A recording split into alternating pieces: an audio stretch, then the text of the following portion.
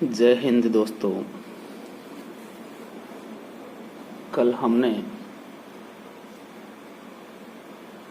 कुंवर नारायण जी द्वारा रचित कविता के बहाने कविता का पाठ किया और इस निष्कर्ष पर पहुंचे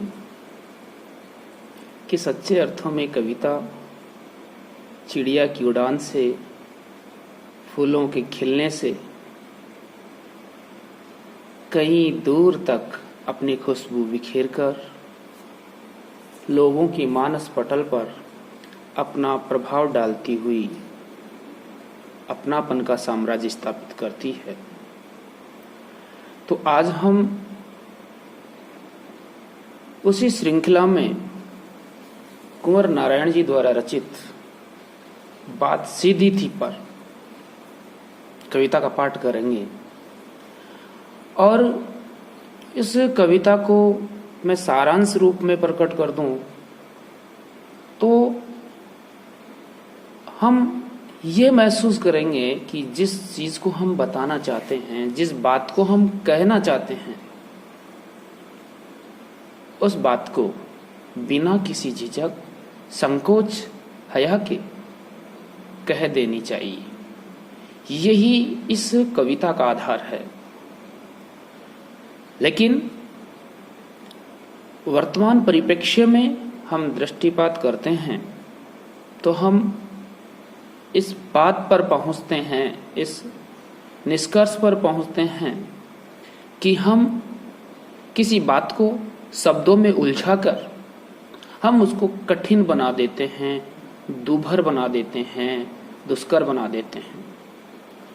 परिणाम ये होता है कि हम वो बात जो कहना चाहते हैं वो कह नहीं पाते, समझाना चाहते हैं समझा नहीं पाते, क्योंकि यहाँ पर हम शब्दों के जाल में उलझ जाते हैं।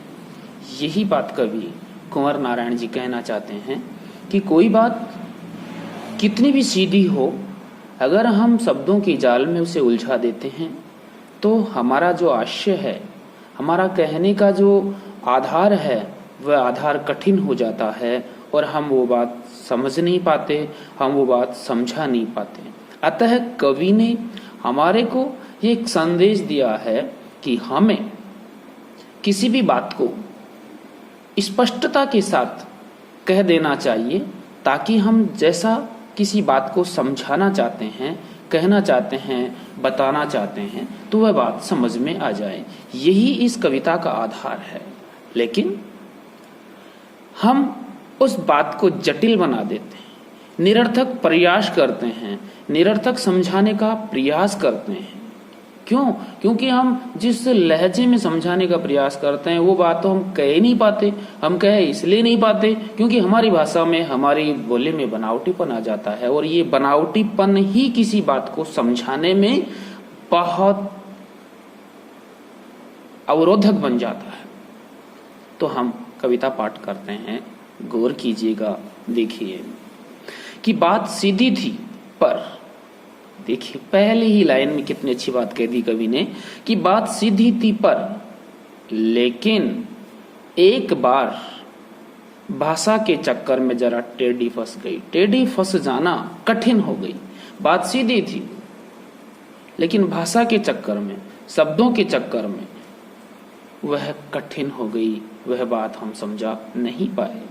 कवि आगे कहता है, उसे पाने की कोशिश में, अर्थात जो अर्थ हम प्राप्त करना चाह रहे थे वो अर्थ भाषा के चक्कर में जटिल हो गया और उस बात को सरल तरीके में पेश करने के लिए भाषा को उलटा पलटा, तोड़ा मरोड़ा, घुमाया फिराया, अर्थात निरर्थक प्रयास। जितने भी ये शब्द अभी हमने बोले हैं, इन सबका एक ही अर्थ है कि निरर्थक हमने जो प्रयास किया है किसी बात को समझाने का। और क्या प्रयास किया कि बात या तो बने या फिर भाषा से बाहर आए, कि हम अपनी बात को बना लें, हम आप अपनी बात को दूसरों को प्रकट करने का प्रयास करें, समझाने का प्रयास करें, लेकिन समझा नहीं पाए। क्यों नहीं समझा पाए? क्योंकि हमने उस बात को निरर्थक रूप से पेश किया है कि बात या तो बने या फिर भाषा से बाहर आए। भाषा से बाहर आने का आज से यहाँ यह है कि हम उस शब्द जाल से दूर हो जाएं। खूब कोशिश करी, लेकिन हमारे को उससे दूर हो जाना चाहिए। लेकिन इससे भाषा के साथ साथ बात और भी पेचीदा होती चली गई। पेचीदा का मतलब यहाँ है कठिन। हम शब्दों के जाल में जितना फंसाया उतने ही वह भाषा, इतने में ही वह बात, वो जो बिंदु है, वो आधार है जो हम दूसरों को बताना चाह रहे हैं, वो उतना ही ज्यादा कठिन होता गया। और कठिन क्यों हुआ? क्योंकि हमने सरलता का उपयोग नहीं किया, अपनी भाषा में सादगी का उपयोग नहीं किया। हम कठिन शब्दों का इस्तेमाल करते हुए उसको और ज्यादा कठिन बना रहे थे। तो यहाँ निष्कर्ष रूप में हम इस बात पर पहुंचते हैं कि हमारे को कोई भी बात अगर कहनी हो तो सरल शब्दों में कह देनी चाहिए, निरर्थक शब्दों के जाल में नहीं उलझना चाहिए। आगे कवि कहता है, सारी मुश्किलों को धैर्य से समझा बिना किसी भी बात के लिए, किसी भी सफलता के लिए, जिंदगी जीने के लिए धैर्य की आवश्यकता होती है, साहस की आवश्यकता होती है, अपनेपन की आवश्यकता होती है, चाहत की आवश्यकता होती है। ये सब चीजें अगर हम में हैं तो हमारी भावनाएं कभी भी आहत नहीं होगी। क्यों? क्योंकि धैर्य, साहस, ये सब कुछ हमारी सफलता के आधार बिंदु हैं, आधारशिला है। अतः हमें किसी भी बात को धैर्य के साथ समझना चाहिए। सारी मुश्किलें को धैर्य से समझे बिना मैं पेज को खोलने के बजाय, पेज को खोलना एक मुहावरा है कि किसी बात को सरल बनाना, कि मैं पेज को खोलने के बजाय उसे बेतरह कसता जा रहा था, बेतरह मैं कसता जा रहा था, निरर्थक प्रयास करता जा रहा था। निरर्थक प्रयास करने के चक्कर में बिना धैर्य धारण किए हुए मैं अपनी बात को सही करने का प्रयास कर रहा था, कि मैं पेज को खोलने के बजाय उसे बेतरह कसता जा रहा था, क्योंकि इस कर्तव्य पर मुझे साफ सुनाई दे रही थी तमाशबीनों की शाबाशी और वाहवाही। कवि ने कितना अच्छा व्यंग्य किया है, कितनी अच्छी बात कही है कि हम दूसरों के चक्कर में ऐसे चक्कर खाते हैं कि चक्कर से हम कभी दूरी नहीं हो पाते। गौर करो, तमाशबीन, आप कोई भी काम कर रहे हो, कोई भी उल्टा सीधा काम कर रहे हो तो लोग वाहवाही करेंगे, और उस वाहवाही के चक्कर में हम धैर्य नहीं धारण कर पाते, और उन तमाशबीनों की वाहवाही के कारण हम उस कार्य को और ज्यादा तन्मयता से करने लग जाते हैं, अर्थात हम उतना ही ज्यादा निरर्थक प्रयास करने लग जाते हैं। ये क्यों? क्योंकि मुझे इस कर्तव्य पर, कर्तव्य का मतलब कार्य, कौन सा कार्य है? अपनी भाषा को जटिल बना करके किसी को समझाने का प्रयास करना। क्योंकि इस कर्तव्य कार्य पर मुझे साफ सुनाई दे रही थी, साफ सुनाई दे रही थी तमाशबीनों का मतलब तमाशा देखने वाले, आपकी मजाक बनाने वाले लोग आपको शाबाशी दे रहे थे, वाह वाह बहुत अच्छा काम किया। उदाहरण के लिए कोई एक आदमी अपने घर में तोड़फोड़ कर रहा है तो लोग कहेंगे कि वाह है वाह है। उस बेवकूफ को ये पता नहीं कि वो अपना घर उजाड़ रहा है, अपना आशियाना उजाड़ रहा है। लेकिन तमाशबीन जो लोग हैं, मजाक बनाने वाले वो लोग हैं, उनकी खुशहाली के लिए वह अपनी खुशहाली को बर्बाद कर देता है। तो कवि आगे फिर कह रहा है, आखिरकार वही हुआ जिसका मुझे डर था, आखिरकार वही हुआ जिसका मुझे डर था, जोर जबरदस्ती से बात की चूड़ी मर गई। चूड़ी मर गई, बात का निरर्थक हो जाना, बात का रहस्य गायब हो जाना, बात की रुचि गायब हो जाना। तो आखिरकार वही हुआ जिसका मुझे डर था। यहां कवि कह रहा है, कवि को इस बात का डर था कि जिस चीज को वो समझाना चाह रहे थे वह समझा नहीं पाए, वो बात स्पष्ट नहीं कर पाए। बात बहुत अच्छी थी लेकिन नहीं समझा पाए। क्यों? क्योंकि भाषा के चक्कर में फंस गई। तो बात की चूड़ी मर गई और वह भाषा में बेकार घूमने लग गई। वह निरर्थक जो बात थी, सार्थक जो बात थी, महत्वपूर्ण जो बात थी, लेकिन समझाने के तरीके के चक्कर में वह बात निरर्थक हो गई। हार कर मैंने उसे कील की तरह उसी जगह ठोक दिया। यहाँ कवि ने दो उदाहरण पेश करे हैं। एक है कील और एक को आप बोलते हैं स्क्रू, जिसको आप कसते हैं पेचकस की सहायता से। तो कील को ठोक करके उसको स्थापित किया जाता है और जो स्क्रू है उसको पेचकस से कसा जाता है। उसको अगर स्क्रू को आप कील की तरह आप लगाओगे किसी लकड़ी में, किसी दीवार में, तो उसका जो चूड़ियां हैं वो नष्ट हो जाएंगी, उसकी कसावट नष्ट हो जाएगी, अर्थात उस बात की जो वास्तविकता है वह गायब हो जाएगी। हार कर मैंने उसे कील की तरह उसी जगह ठोक दिया। ऊपर से ठीक ठाक, पर अंदर में से न तो उसमें कसाव था। यहाँ उदाहरण अलंकार यहाँ द्रष्टव्य है कि न तो उसमें कसाव था न ताकत। क्यों नहीं? कसाव भी नहीं था, ताकत भी नहीं थी। ये सब कुछ क्यों नहीं था? क्योंकि हमने जो भी काम किया है वह बिना किसी तरीके से, बिना किसी वास्तविकता के हमने निरर्थक रूप में वो काम किया। हार कर मैंने उसे कील की तरह उसी जगह ठोक दिया। ऊपर से ठीक ठाक, पर अंदर से ना तो उसमें कसाव था। आप अपनी बात कहना चाह रहे थे तो ना वो प्रभावी बन पाई, ना वो आप खुद समझ पाए, ना किसी को समझा पाए, और वो बात निरर्थक हो गई। उस बात का कोई मोल नहीं रहा। बात ने जो एक शरारती बच्चे की तरह मुझसे खेल रही थी, वह बात एक शरारती बच्चे की तरह खेल रही थी, उसे चिढ़ा रही थी कि तुम जो काम करना चाह रहे थे उसमें आप सफल तो नहीं हुए। सफल इसीलिए नहीं हुए कि आपने जो रास्ता चुना है वो रास्ता उचित नहीं था। अगर आप उचित रास्ता चुनते, कभी कह रहा है कि अगर उचित रास्ता चुना जाता तो वह बात सार्थक हो जाती, निरर्थकता के दायरे से दूर वो इतनी मजबूर नहीं होती। लेकिन वह बात मुझसे खेल रही थी। खेलने का मतलब यहाँ वो मजाक बना रही थी, उससे खेल रही थी। मुझे पसीना पोंछती देखकर पूछा, मुझे पसीना पोंछती देखकर पूछा, क्या तुमने भाषा को सहूलियत से बरतना कभी नहीं सीखा? सहूलियत का मतलब है सलीके से, तरीके से।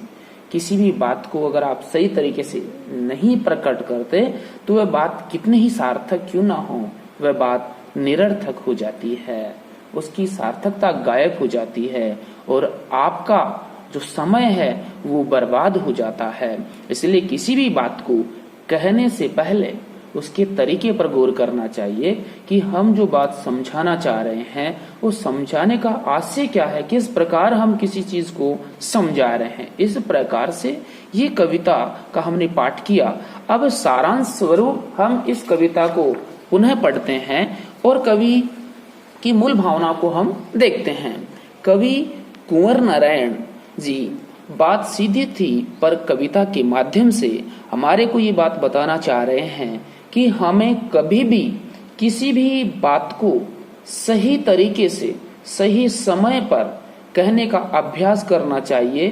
तमाशबीन और मजाक बनाने वाले लोगों की मजबूरी, या ऐसे मान लीजिए कि जो तमाशबीन जो लोग हैं उनकी तालियों की हमारे को परवाह नहीं करनी चाहिए, क्योंकि वह हमें, अर्थात वो लोग हमें उस रास्ते पर ले जाना चाहते हैं जहां हम मजाक के पात्र बन जाएं।